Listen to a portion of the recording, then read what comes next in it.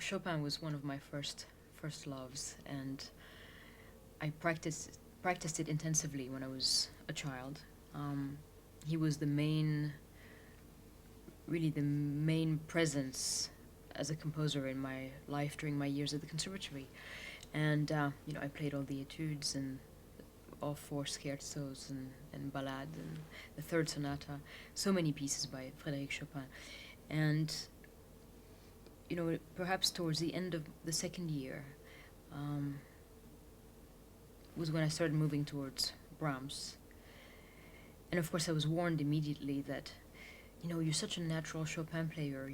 We think it's a better fit, for the player that you are, and so you might want to stay with it. And because I have this sometimes too uncompromising, but that's not the right word. I would say the right word is the French one, entier, caractère entier. And it's always all or nothing. And so, of course, then I moved away from Chopin and into Brahms and others. But, I never, once I departed, I just never looked back. Now, I always knew I would at some point return to it. The question wasn't if, the question was only when. But it was really nowhere on my, immediate sort of orbit. And so if I had been asked no later than this past May when I might be going back to Chopin, I would have, if I had to guess, I would have said probably 5 to 10 years. And then, of course, lo and behold, the best plans, and that's what always happens in life, and it's actually quite astonishing. But that morning, I made the decision to go and hear Maurizio Pollini, who was in Tokyo playing an all Chopin recital, and I was delighted for the chance to hear him live.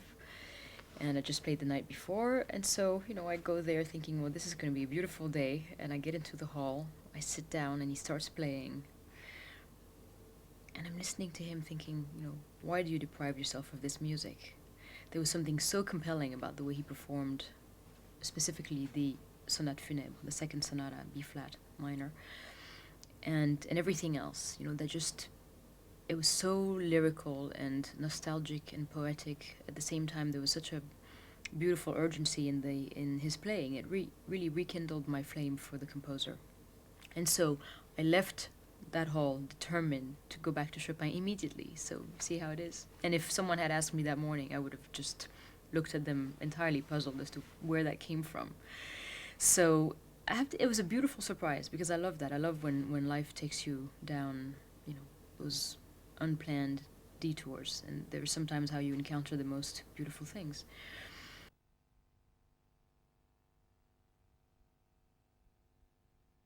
So, and actually, as he was playing towards the end of the second half, I started getting this nagging idea that, the B-flat minor sonata would be a wonderful companion for the Rachmaninov sonata number 2, which I already was planning on should I say record or re-record, because I recorded it when I was 15 years old. I never performed it in public until this past spring.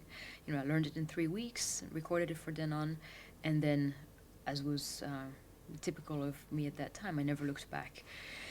And so I decided to include it in my public repertoire as of this last spring, and in doing so, I started re-examining both versions. The original version, the first one, was written in 1913, and then Rachmaninoff revised it, edited it considerably, and then it was published again in 1931 as the second version. Now, the first version is, to me, much closer in character to the Chopin one. I mean, it's in B-flat minor also, which again works well, but isn't really the reason why I think they go so well together. But the Rachmaninoff is really a sonate funèbre in its own right.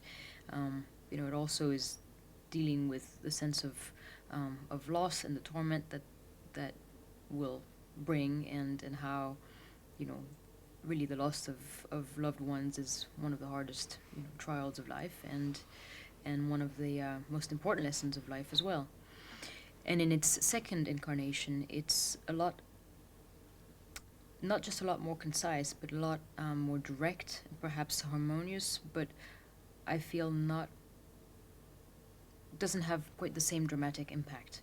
So, looking at the two versions, I decided to actually make a version of my own, not in a, you know, pretentious sort of way, being encouraged by the fact that Horowitz himself had done so and had asked Rachmaninoff for his blessing before, messing with the material.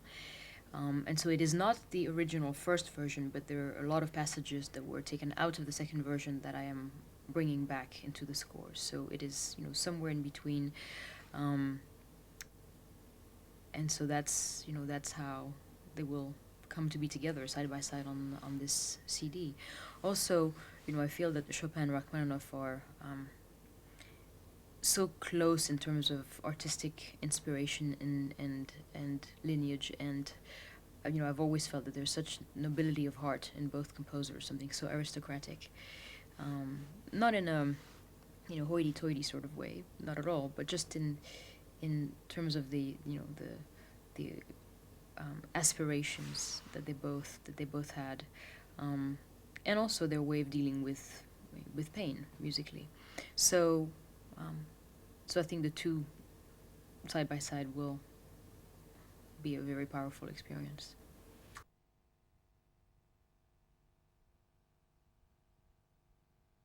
So, both second sonatas by Chopin and Rachmaninoff, deal with the issue of death and how to transcend it so that you can, better live and continue to give as a richer person to others. And, you have to turn every negative into a strength. And, as painful as loss is, it is something humbling, and because it is humbling, it helps you actually live better, live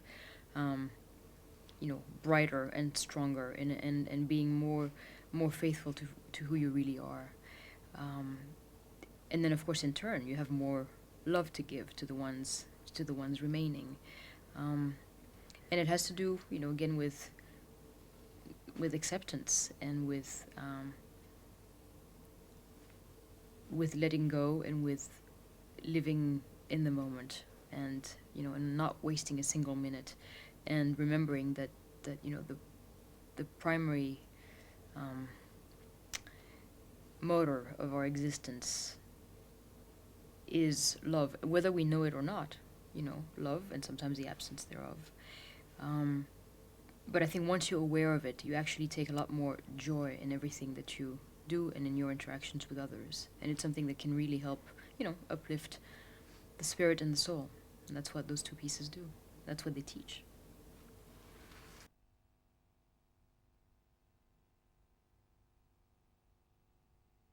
That's, in French they have this great expression, tiré par les cheveux. And that's, works for me. There's no guarantee it's going to work for anyone else. But, the Chopin berceuse and barcarolle, I think, are a very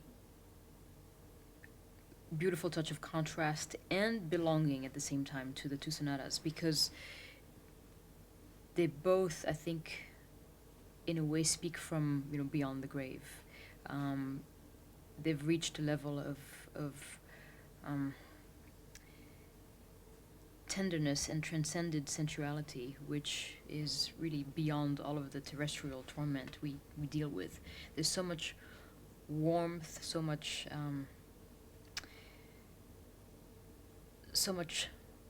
sun in those pieces.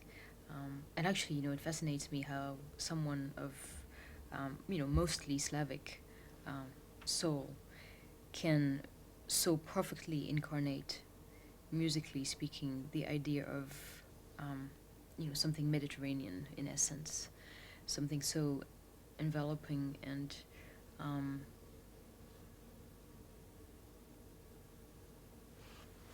colorful and poetic and sensual, but in a very stylized sort of way. I think it's his most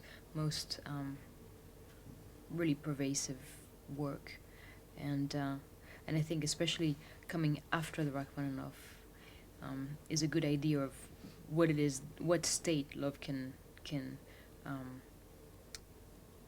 put you in when you're done with all of the, struggles and triumphs of the living. So